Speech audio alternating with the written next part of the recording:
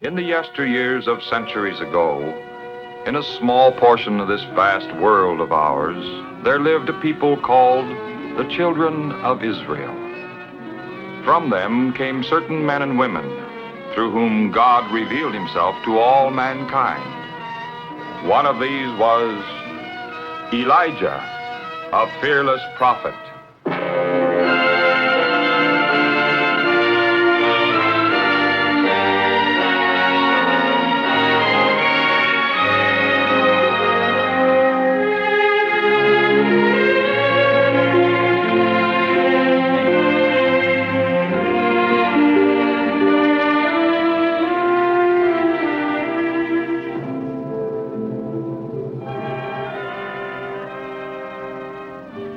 Almost 3,000 years ago, a great prophet came from the wild and mountainous region of Gilead.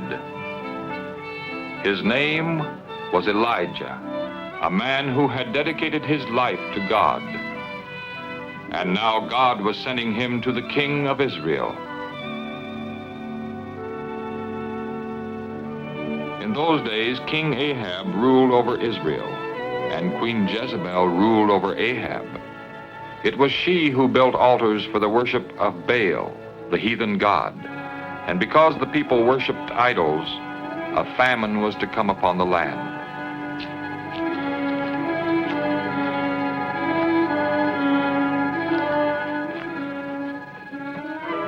As the Lord God of Israel lives, whom I serve, there will be no dew nor rain these coming years, until I say so.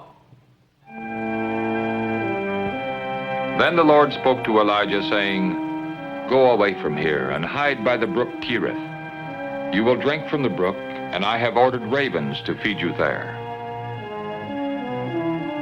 And so, obeying the Lord, Elijah hurried away from the palace.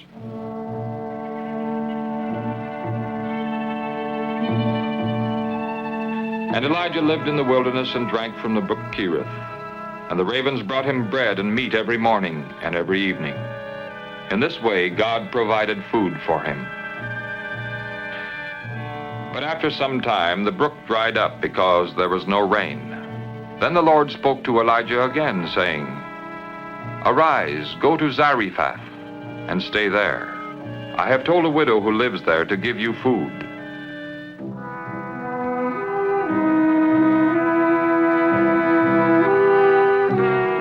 When Elijah came to the gate of the city, he saw a widow and her boy gathering sticks, and he greeted them.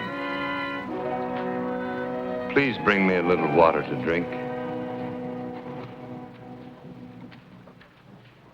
And also a bit of bread. As the Lord your God lives, I have nothing baked. All I have is a handful of flour and a little olive oil. I'm gathering a few sticks, and I'm going to prepare something for myself and my boy. After that is gone, we'll probably die of hunger.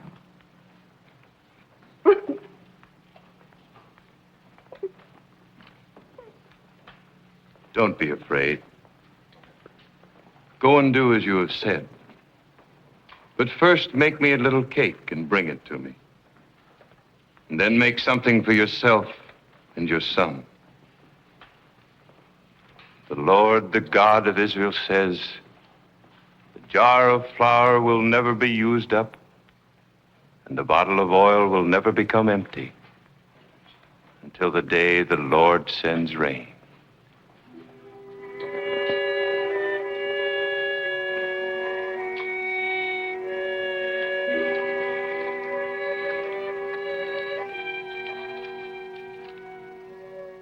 Obediently, the widow did what Elijah told her. And she, her son, and the prophet ate for many days. And just as God had promised, there was always flour in the jar and oil in the bottle. So Elijah stayed at the widow's home in an upper room. But one day the woman's son became sick and died.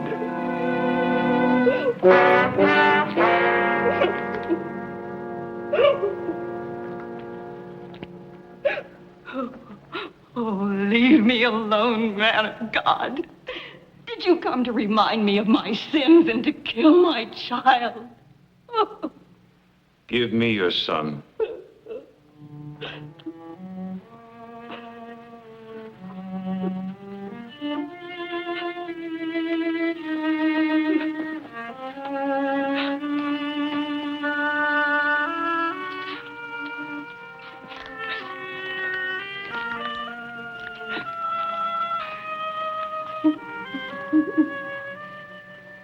Then Elijah carried the boy into the upper room where he was staying and laid him down on his bed.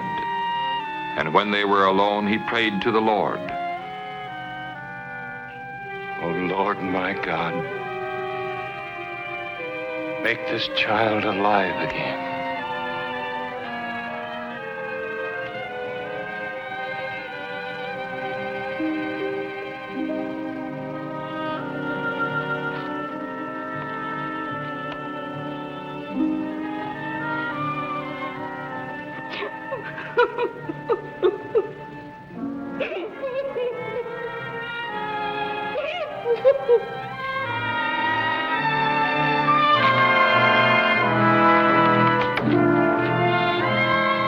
Look, your son is alive.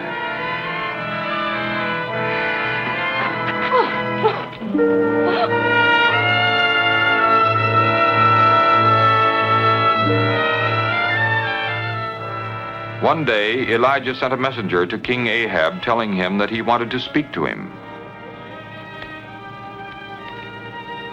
Are you the one that's making trouble for Israel?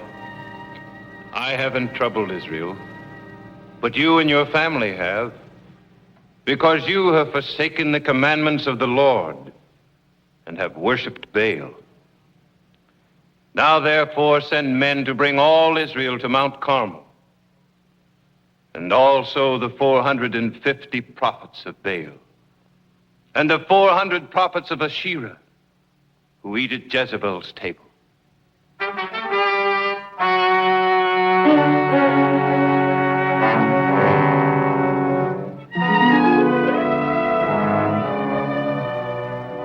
So all the people and the priests of Baal gathered on Mount Carmel, and they waited to see what Elijah would do.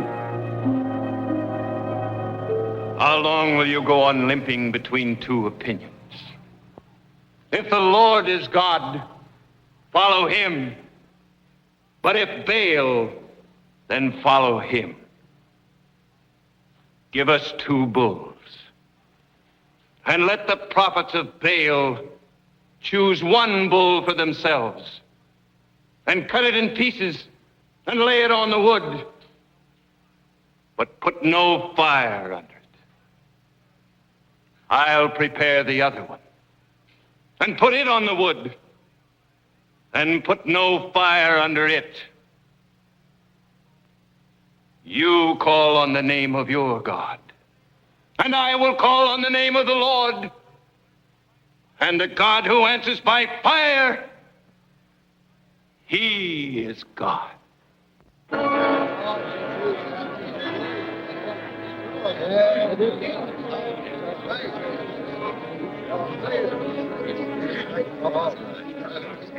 First, the priests of Baal offered a sacrifice on their altar, and they called on the name of Baal from morning until noon, but there was no answer of any kind. No fire came to the altar. Then Elijah began to mock them. Cry louder, he's your God. And either he's lost in thought or on a long journey, or maybe he's asleep and needs to be awakened. So the priests of Baal called louder and raved on into the afternoon, but still there was no answer. Then Elijah repaired the altar of the Lord that had been torn down. He took 12 stones, 1 for each of the tribes of Israel, and rebuilt the altar. And he made a trench around it, and arranged the wood and cut up the other bull and laid it on the wood. Fill buckets with water and pour it on the sacrifice and on the wood.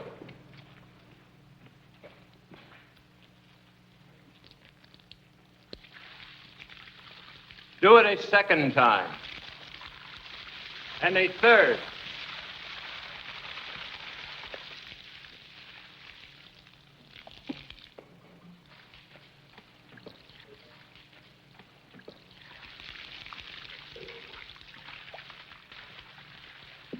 O Lord God of Abraham, Isaac, and Israel, let it be known this day that you are God in Israel, and that I am your servant, and that you told me to do all that I have done. Answer me, O Lord. Answer me, so that these people may know that you, O Lord, are God. Then the fire of the Lord fell and consumed the offering, the wood, the stones, and the dust. It even licked up the water that was in the trench.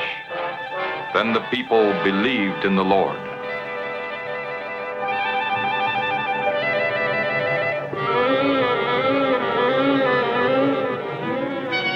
Seize the prophets of Baal. Do not let any one of them escape.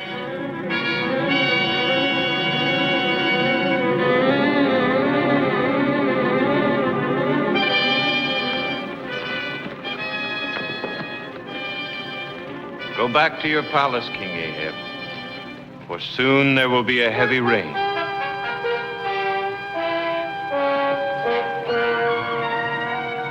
But when Ahab told Jezebel all that Elijah had done, and how he had put to death all the prophets of Baal, the queen cried out in anger. May the gods punish me if I don't put Elijah to death by this time tomorrow. To save his life, Elijah fled into the wilderness, where he asked that he might die. But an angel of the Lord came and fed and comforted him.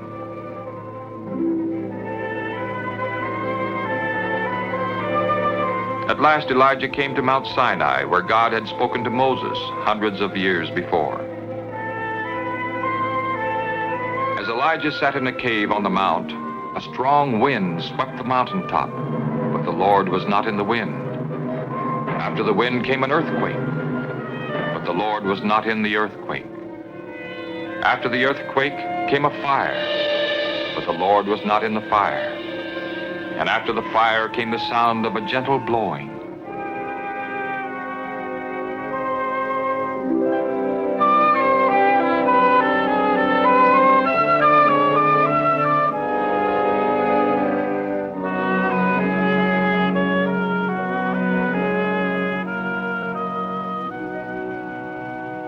What are you doing here, Elijah?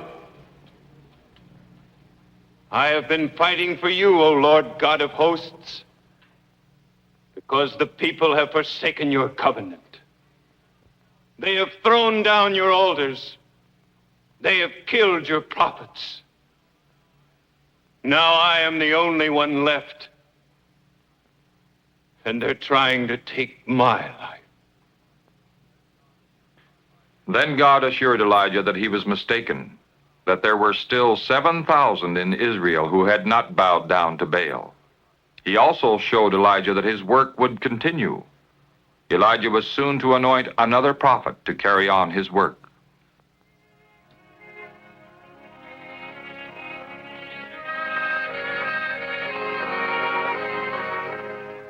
So, with renewed faith and courage, Elijah left Mount Sinai to continue his work.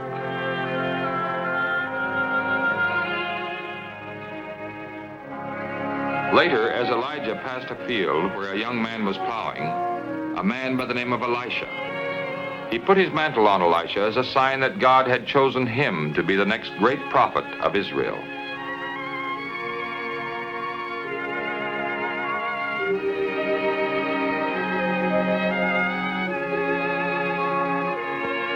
And Elisha left everything and followed and served him.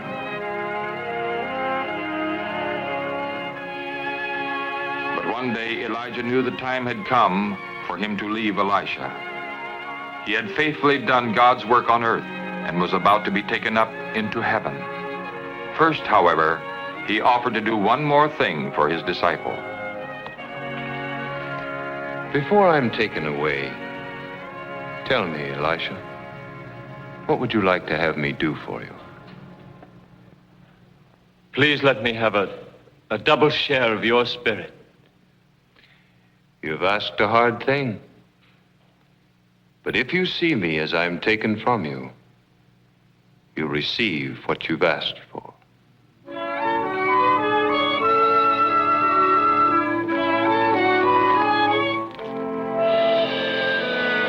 Elisha saw fiery chariots and fiery horses, which came between him and Elijah. And Elijah was carried to heaven in a whirlwind.